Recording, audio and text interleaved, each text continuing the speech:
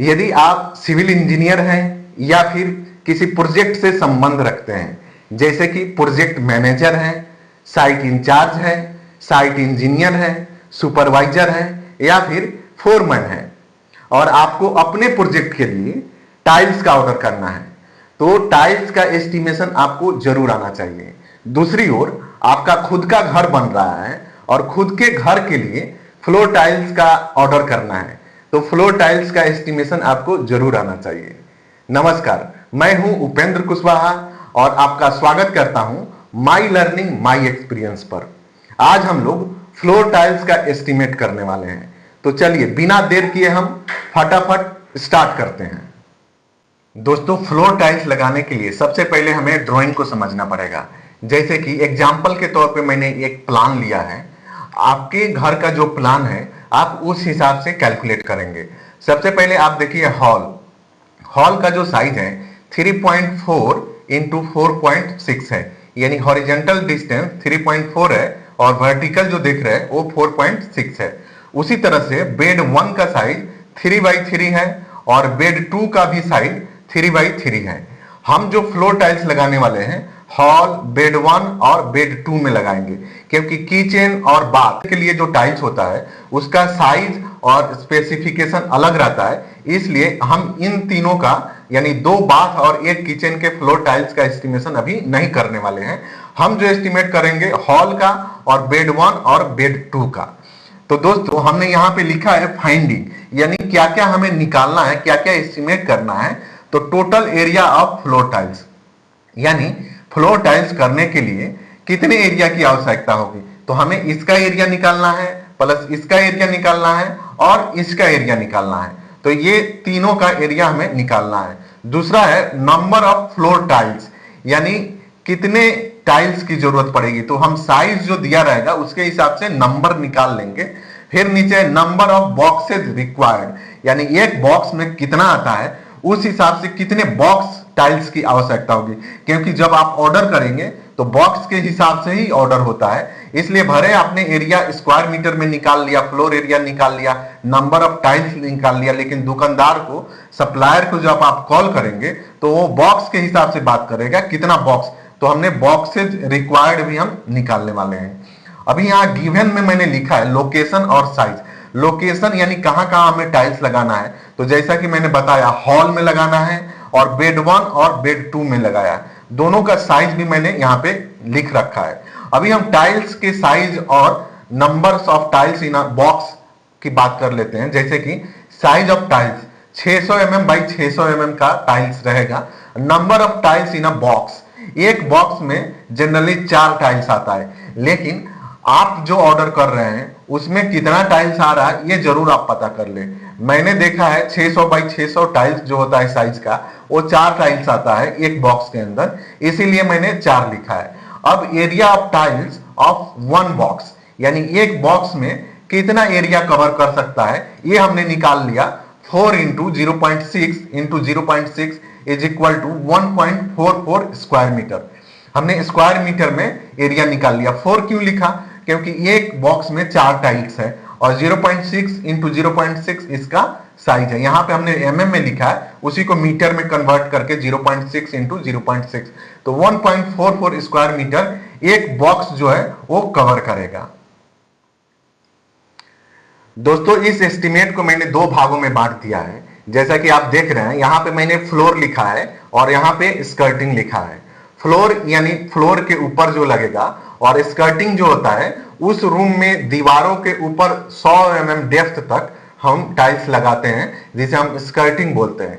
तो फ्लोर के साथ साथ स्कर्टिंग भी लगता है, इसलिए दोनों का एस्टिमेट करना जरूरी है। तो सबसे पहले मैंने यहाँ फ्लोर लिखा और हॉल लिखा। जैसे कि यहाँ आप देख रहे हैं हॉल है, और हॉल कितना है, 1 है, तो हमने नंबर 1 लिख लिया। आप एस्टिमेट कर रहे होंगे आपके हॉल कितने हैं, कितने उसमें फ्लैट्स है, कितने क्वार्टर्स है, उसके हिसाब से ये नंबर आएगा। फिर हमने लेंथ लिखा 4.6 और विड्थ लिखा 3.4। उसी को हमने एस्टिमेट में ले लिया है। 1 नंबर हो गया, 4.6 हमारा लेंथ हो गया, 3.4 विड्थ हो गया, ये तीनों को हम मल्टीप्लाई करेंगे तो 15.64 यानी 15.64 स्क्वायर मीटर आ गया। ये सारे जो डिस्टेंस है ये हमने मीटर में लिए हैं। उसी तरह हम बेड 1 और बेड 2 का देखेंगे, नंबर 2 हो जाएगा क्योंकि एक यहां पे है और दूसरा यहां है। हमने दोनों को एक साथ इसलिए लिया है क्योंकि दोनों का साइज बराबर है, लेंथ 3 मीटर है और विड्थ भी 3 मीटर है। अब इसी को हम एस्टिमेट में ले लेते हैं। 2 हमने नंबर ले लिया, 3 लेंथ ले लिया और दूसरा 3 विड्थ ले लिया। तीनों को मल्टीप्लाई करेंगे तो 18.00 स्क्वायर मीटर आ जाएगा। ये तो हमारा फ्लोर का हो गया। अभी हम स्कर्टिंग का एस्टिमेट करेंगे। यहां पे हमने लिखा है हॉल एंड बेड 1 एंड 2, यानी तीनों को, बेड 1, बेड 2 और हॉल को, तीनों का एस्टिमेट मैं एक साथ कर रहा हूं और इसके पेरीमीटर निकाल रहा हूं। जरा ध्यान दीजिएगा, पेरीमीटर यहां पे मैंने लिखा है पेरीमीटर इज इक्वल टू 2, ये जो पहला लिखा ये इसके लिए 1 2, इसलिए हमने यहां पे क्या लिख दिया, 2 लिख दिया।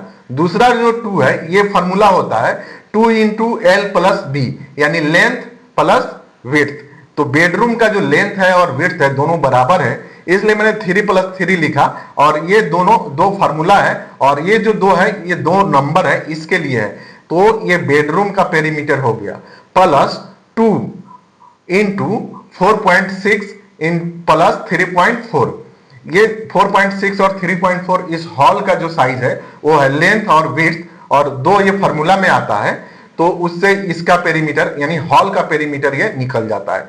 अभी हम तीनों को, दोनों को जोड़ेंगे तो आएगा 40 मीटर और डेप्थ हम कितना लेने वाले, 0.1, यानी दीवारों के ऊपर जो लगता है वो 100 mm जनरली लगता है। अगर आपका 150 mm है तो आपको 150 mm लेना पड़ेगा। हमने 100 mm माना है, उसी को मीटर में 0.1 मीटर लिखा है।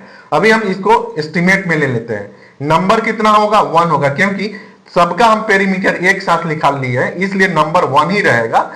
40 हो जाएगा इसका लेंथ, इसलिए हमने 40 यहां पे लिखा, और 0.1 क्या हो जाएगा इसका डेप्थ, 0.1। ये तीनों को जब आप मल्टीप्लाई करेंगे तो 4 स्क्वायर मीटर आ जाएगा। अभी आपने देख लिया हॉल का, बेड का और दोनों का स्कर्टिंग हमने निकाल लिया। अभी तीनों को जोड़ देंगे यानी टोटल 15.64 फ्लोर इसका हो गया, हॉल का हो गया, और 18 हमारा बेडरूम 1 और 2 का हो गया, और 4.0 किसका हो गया, स्कर्टिंग हो गया, हॉल और बेड का स्कर्टिंग हो गया। ये तीनों को जब हम जोड़ेंगे तो 37.64 स्क्वायर मीटर आ जाता है। अभी हमने एरिया निकाल लिया, आगे हम नंबर ऑफ टाइल्स और नंबर ऑफ बॉक्सेस निकालने वाले हैं। टोटल फ्लोर एरिया यहां से हमने लिख लिया 37.64 स्क्वायर मीटर, यहां हमने लिख दिया है। अभी हम क्या करेंगे, वेस्टेज ऐड करेंगे। जब हम फ्लोर टाइल्स लगाते हैं तो बहुत सारा टाइल्स टूट जाता है या कटिंग पीसेज लगते हैं, इसके लिए हम वेस्टेज 10% कंसीडर किए हैं। टाइल्स का साइज यदि 600 बाई 600 हो तो आपको वेस्टेज जो है 10% कंसीडर करना चाहिए। तो 37.64 प्लस 10% ऑफ 37.64, यानी इसका जो है 10% हम इसमें ऐड कर दिए, हमारा वैल्यू आ जाएगा 41.40 स्क्वायर मीटर। इतने टाइल्स की जरूरत पड़ेगी। अभी हम नंबर ऑफ बॉक्सेज निकालेंगे, तो जैसा कि एक बॉक्स का एरिया हमने यहां निकाल लिया था 1.44 स्क्वायर मीटर, सिंपल सा हम वही करेंगे। Number of boxes is equal to 41.40 यहां से ले लिया, और एक बॉक्स का जो एरिया रहेगा यानी 1.44 उससे हम डिवाइड कर देंगे तो 28.75 आ जाएगा। अभी हम इसे राउंड फिगर में लेंगे तो एक हम प्लस कर देते हैं, यानी हमेशा राउंड अप करेंगे, राउंड अप करके 29 बॉक्सेज आ जाएगा। और अभी हम नंबर ऑफ टाइल्स निकालने की बात करें तो एक बॉक्स में हमने बताया था कि 4 टाइल्स है, तो हम सिंपल सा बॉक्स, नंबर ऑफ बॉक्स में 4 से मल्टीप्लाई कर देंगे तो 116 नंबर्स आ जाएगा। यानी आप टाइल्स का नंबर भी निकल गया, नंबर ऑफ बॉक्सेस भी निकल गया और फ्लोर एरिया भी निकल गया। ये तीनों चीजें निकल गया। अब आप आसानी से ऑर्डर कर पाएंगे। बिना एस्टिमेट किए टाइल्स का ऑर्डर करना बेवकूफी होता है। दोस्तों, मुझे लगता है आज का एस्टिमेट आपने अच्छी तरह से समझा होगा। इसी तरह के एस्टिमेशन या कंस्ट्रक्शन से रिलेटेड वीडियो के लिए चैनल को जरूर सब्सक्राइब कर लीजिएगा, और वीडियो अच्छा लगे तो लाइक और शेयर करना मत भूलिएगा। मिलते हैं अगले वीडियो में किसी और टॉपिक के साथ। नमस्कार।